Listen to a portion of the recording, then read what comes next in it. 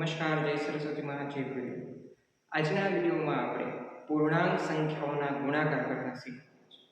પૂર્ણાંક સંખ્યાઓનો ગુણાકાર શું છે?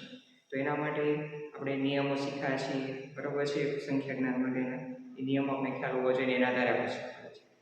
હવે આપણે ઉદાહરણ દ્વારા સમજીએ, રકમ લઈને સમજીએ, જેથી કરીને ગુણાકાર આપણે સરળતાથી એકદમ સરળ રીતે સમજવાનું. પણ હા, એના માટે તમને ઘડી આવડવા જરૂરી છે ને સામાન્ય ગુણાકાર આવડવા જોઈએ. તો પૂર્ણાંકોના કરશો કેવી રીતે જોઈએ?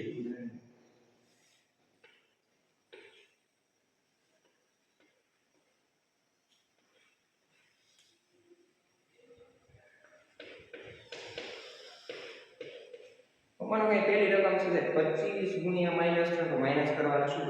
આપણે શીખીએ છીએ ગુણાકાર. મેઇન રકમ શું છે? ગુણાકાર કરવાનો છે. અહીં ગુણાકાર સિમ્પલ છે. પહેલા ગુણાકાર કરીએ, માઈનસ ને ભૂલી જઈએ, આ રકમ પ્લસ વાળી છે તે ભૂલી જઈએ, આ માઈનસ વાળી છે કઈ જોતા 25 તો કે 75 થાય, 75 પેલા મૂકી દો. હવે ઓલો નિયમ યાદ રાખો, શું? તો કે plus plus plus, minus minus plus, plus minus minus અને માઈનસ પ્લસ, તો કે માઈનસ. એ ચાર નિયમો આપણે શીખી આગળ જોઈએ. હવે અહીં આગળ જોઈએ તો કે આ નિશાની કેવી છે? આ 25 કેવા છે? ધન પૂર્ણાંક એટલે પ્લસ વાળા, આ માઈનસ વાળા. તો સરવાળા બાદબાકીમાં જોઈએ એટલે નિયમો લગાતા ગુણાકાર માટે થોડોક ફેર છે. તો કે મોટા 25 છે તેની નિશાની ના અહીંયા આવું નથી કરવાનું. અહીંયા શું કરવાનું? તો કે આ પ્લસ છે, માઈનસ છે, તો પ્લસ માઈનસ માઈનસ થાય, માઈનસ ની નિશાની મૂકવાની. માઈનસ કરવા નથી, કારણ કે ગુણાકાર તો આપણે કર્યો છે, તો માઈનસ ક્યાં કરવાના છે? રેડી? એટલે 25 થી 75 કર્યા અને નિયમ મુજબ પ્લસ માઈનસ માઈનસ 75. ક્લિયર છે? બીજી રકમ જોઈએ, વધારે ખ્યાલ આવશે આપણે.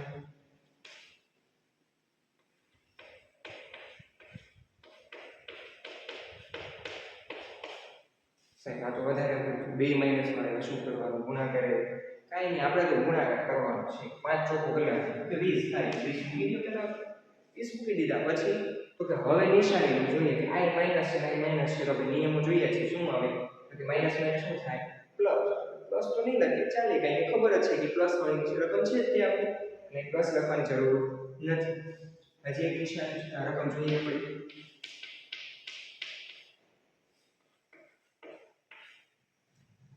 માઈનસ 12 ગુણ્યા 5. આપણે ગુણાકાર કરીએ. 12 પંચા તો કે 60.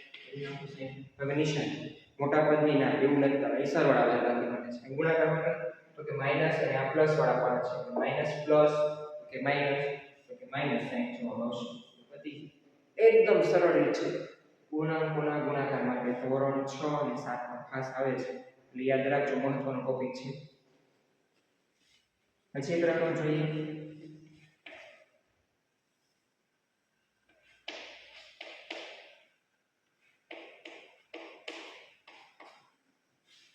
હવે અહીંયા પછી 18 ગુણ્યા -4.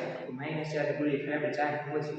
18 નો ગુણાકાર કરીએ એટલે 18 * 18 = 36, 18 * 4 = 72, મૂકી દેવાના. ઘડી આવશે તો ઝડપથી થશે.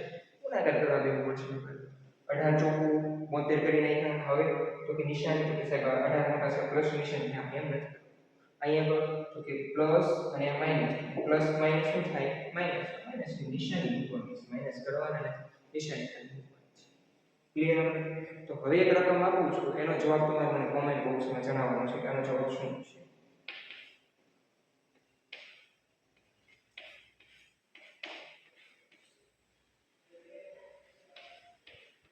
આનો જવાબ શું આવે એ તમારે મને કોમેન્ટ બોક્સમાં જણાવવાનો છે.